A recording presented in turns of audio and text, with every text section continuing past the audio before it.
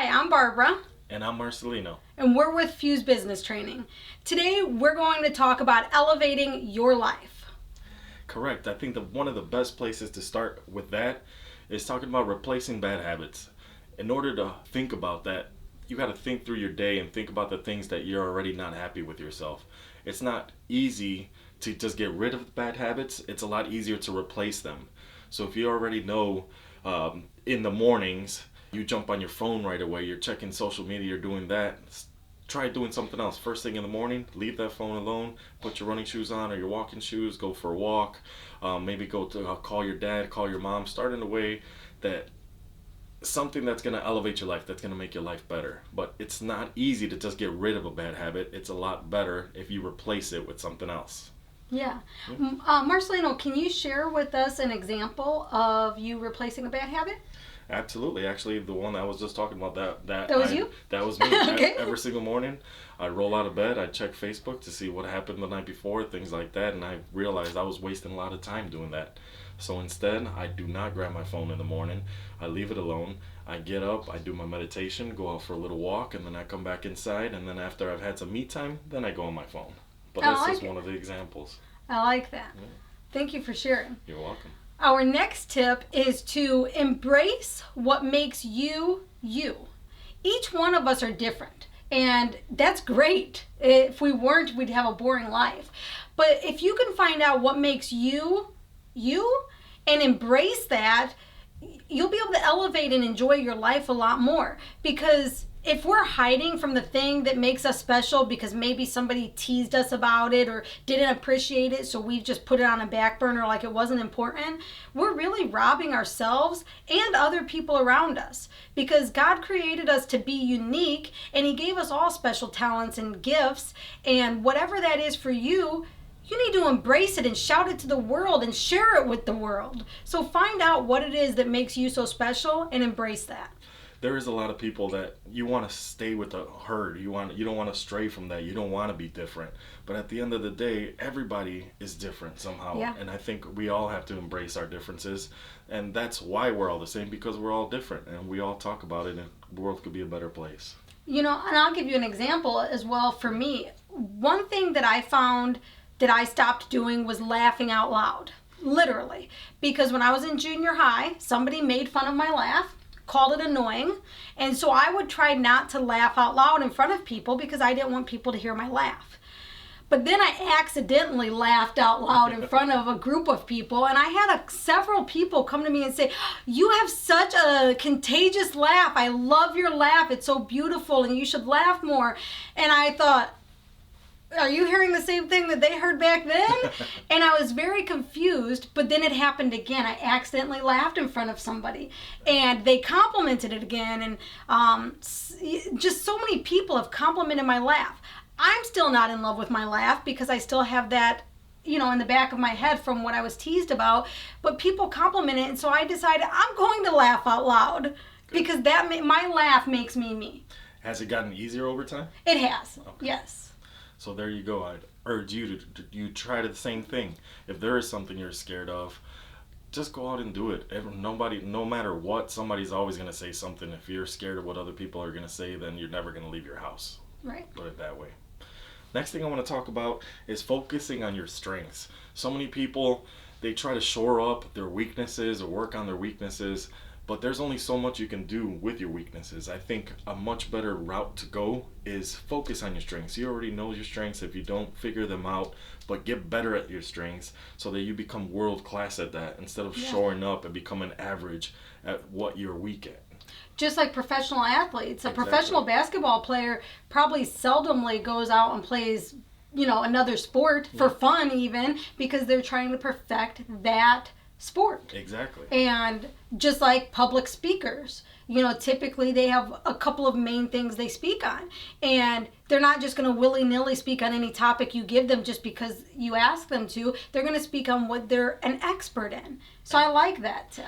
Yeah, and absolutely, and that's what it was for me before, because I like to learn about so many subjects, but I've gotten to know myself over the years, and the things that I'm not great at, I delegate now. Right. So I find somebody else on my team that can do it, or I'll pay somebody to do it, just because, one, I hate it, two, I'm not that good at it, and three, I'd rather spend my time doing the things that I'm good at, that make me happy, and that I can improve on and keep improving.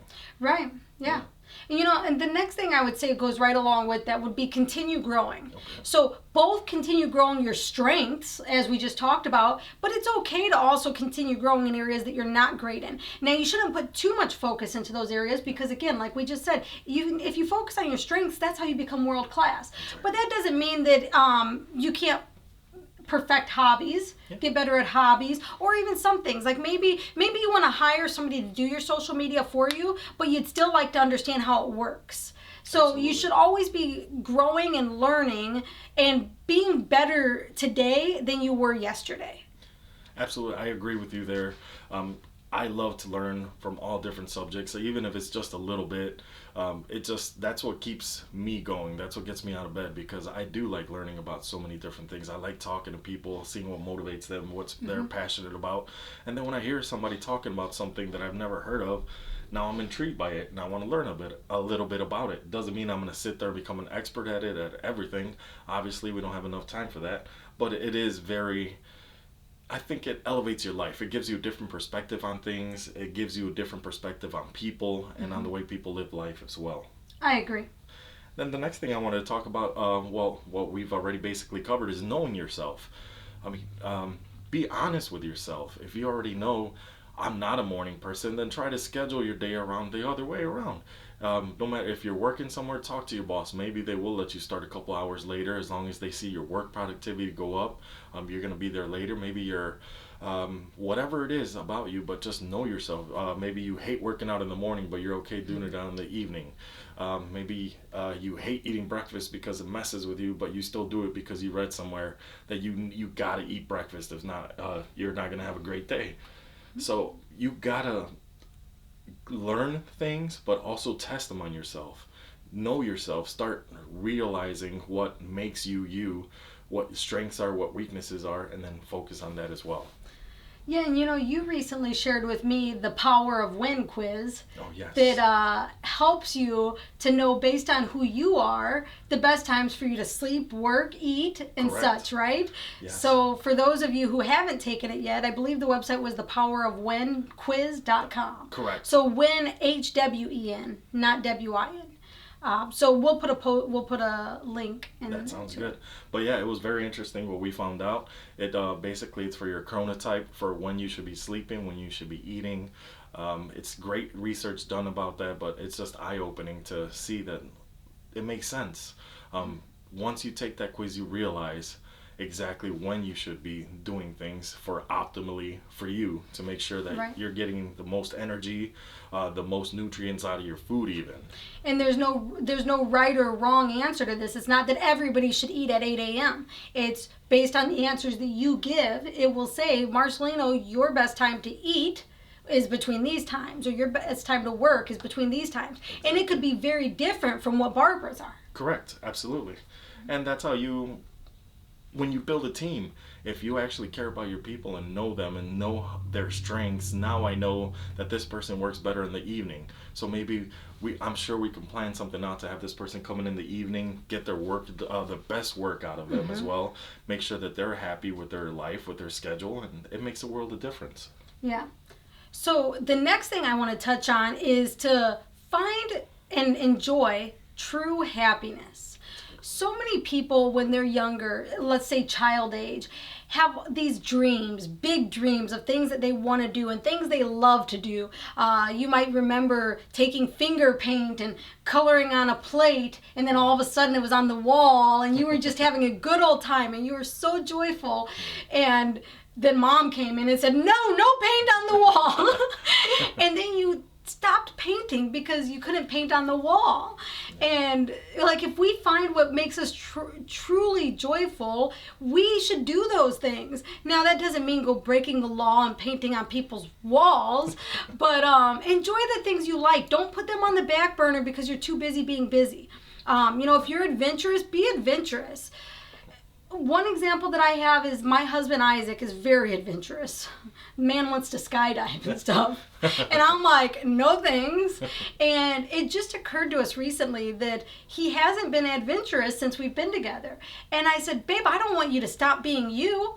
I just don't want to do those things with you. You and your buddies go do all the crazy adventurous things you want, and I'll be here waiting for you when you get back home. But I don't want to rob him of who he is. He's so amazing and loves adventure, and he should be adventurous. And so right alongside of not forgetting what makes us happy is we shouldn't ever rob those that we love of what makes them happy. You're absolutely right, and that just makes for a whole better family life for everybody that's around you. Help everybody grow. If you're spending time doing things that are not making you happy, if you're being exhausted by the end of the week, just working and then doing other things, committing to things that are not really bringing you happiness or your family happiness or nobody else around you, but you think you need to get them done, maybe it's time to reevaluate that. Yeah, for sure. I completely agree with that. And that goes right into our next segment that I want to talk about was living in Blissapline. That's an idea from Vishen Lakhiani. Basically what he says is it's so important that to be happy in the now, but also be following your goals for the future. Mm-hmm. So there's so many people that say, I'll be happy when. I'll be happy when I start making $100,000. Mm-hmm. I'll be happy when I finish school. I'll be happy when I finally pass my bar. Whatever it is. We have to stop thinking like that and be happy now. Be grateful for what you have. When never comes. It's like someday. It never comes. Exactly. It's always going to be now. Or it may never come. You're I should right. say. Never is absolute. I don't want to use an absolute. You're right. But can you give me an example of something that you think that, how do you stay happy now and your goals for the future too? Well, I had a hard lesson to learn as a mom who's also a business owner. I've had times where my kids have said, Mommy, you don't spend time with me, or Mommy, you're too busy, Mommy, you're always working. And that hurts the heart because you have to work to make money, but at the same time, what am I making money for? For those kids. Absolutely. So there have been times when I've had to just set everything aside, and even when there's a deadline, I've had to be like, you know what, I haven't seen these kids in like 2 weeks. I need to set this down and do it. But then I need to still meet that deadline. Yeah. Right? Like I can't just push the deadline off completely, but if it's not due until tomorrow, I could spend time with the kids today and then stay up a little bit later if I need to when they go to sleep to finish that deadline. Absolutely. Yeah. And that's the whole point. You got to know your life, know what you're going after, but at the same time realize what's around you. Make sure that you are taking care of your family. Make sure that that's not neglected.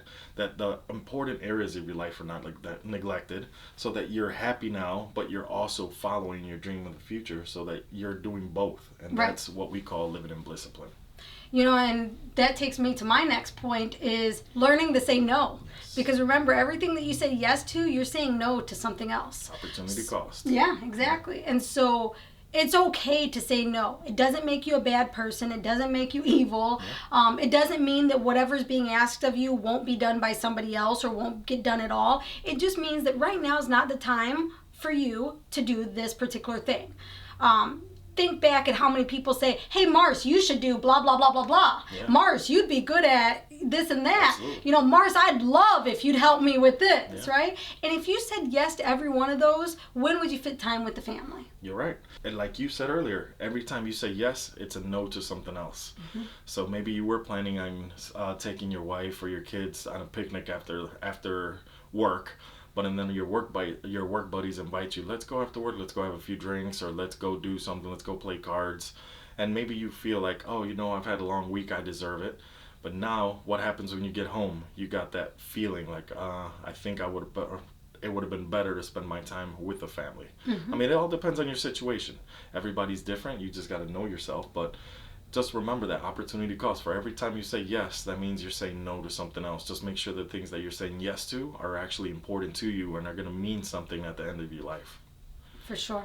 And that actually brings us up to the last thing that I wanted to talk to you about today, which is gratitude. That's been such a game changer for me. Just waking up every single day and acknowledging things that I'm grateful for. Like I'm grateful for the beautiful wife that I have that takes care of my kids. My daughter, who is always trying to help somebody else out. She's always being so nice. For you, Barbara, that you're always inspiring me. For our friends that we have, that we motivate each other to become better.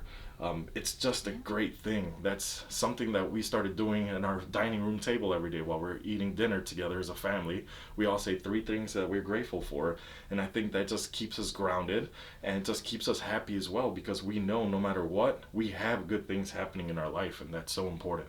That's fantastic. And gratitude is one of my favorite topics, so I'm glad we saved it for the last one on here, something to leave them with. I like that you and your family do the gratitude at the dining room table. Our family has this thing that we call a family meeting. We do it every Sunday after church. That's where we make sure that everybody's on the same page for the week. Okay. We see who's done good and who's, maybe hasn't done so well and how to help them. But we always start that meeting off with something good that happened this week, something you're thankful for, and something nice about somebody else here. Nice. At our meeting, which is one of our immediate family members. And then lastly, which goals are you currently working on?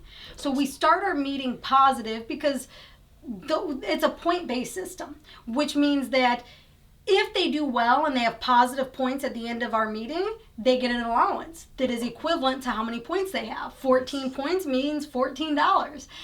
However, if they're negative, they get grounded. Oh, wow. They get no electronics, no going to friends' houses, no have friends over, and some of them have other things that they're also grounded from, depending on what their interests are. Of course, you want to take away what brings them the most joy during that time, but so that they can learn and grow. And grades are a big thing for us. Is we've been struggling with the kids, with one of our children having good grades and waking herself up and being respectful.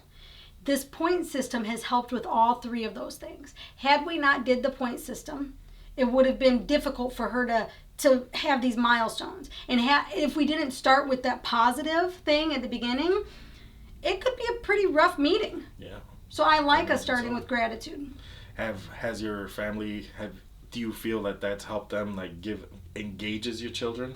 It does. In fact, because if they want extra money because they want to go to the movies or something, they'll do extra things for money. So extra chores. They get points for doing something charitable for others, doing good deeds. So they'll go and see somebody who needs help off the street, and they'll help a perfect stranger just to get points for it. Now, we make it very clear to them that in life you're not always going to be rewarded right away for helping somebody, but you'll be rewarded at some point, whether that's when you get to the pearly gates or when, but we should always help people. So we give them positive points for doing positive things. Absolutely. Yeah. Now, they don't get positive points for doing things they should do, like going to school. Got it. Right? They have to do that. Got it. So going above and beyond. Right. Going above and beyond. Yep. Well, I hope you guys found this useful. We're very grateful that we're able to stand here and be able to share some of our experiences with you and thoughts as well. So just thank you very much from the bottom of our hearts as well. And for Fuse Business Training, this has been a great day, and thank you very much. Have a great day.